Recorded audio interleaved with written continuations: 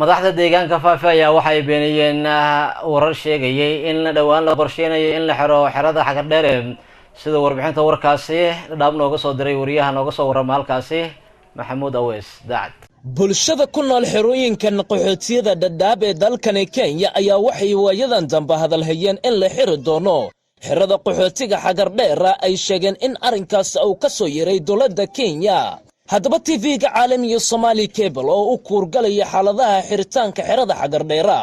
ayaa wuxuu wareysi gaar la yeeshay konsolaha laga soo doortay degmada Faafi ee gobolka Waqooyi Bari ilaa Xagardheere kaasoo inta badan faahfaahin ka bixiyay xiritaanka xerada Xagardheere wuxuu sheegay inuu arrinkan yahay waxba kaba jiraan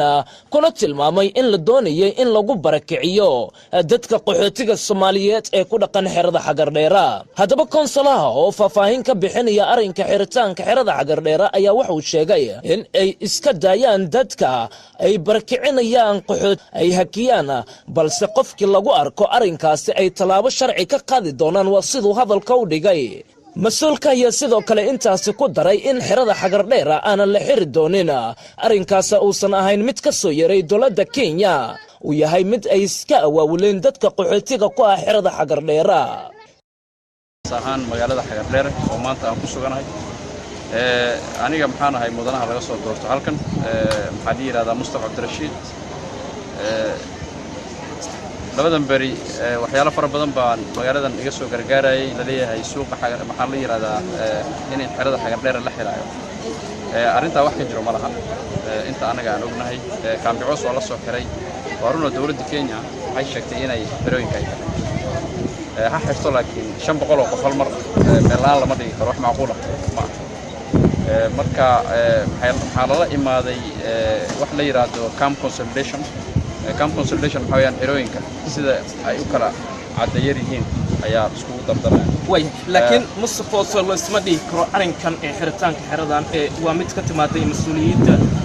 دولة كينيا مسكلة وامد إسلام راهان تنا بالشدة لحظة ذي كتر كتين هذا لما كاسنا يجلس كدرسوا الأدبية. حرا مضح مسؤولية علي رضاي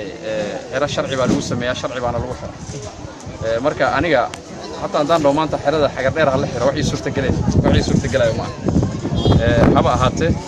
حرة هذا الحرة وأنا جا أنك وحيا مالها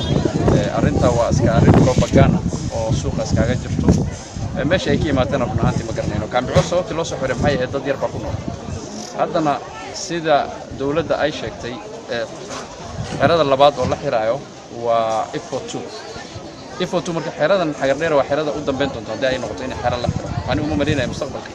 إني حرة لحرة دونه محل ضدك محبة بادية شرعية international لوجا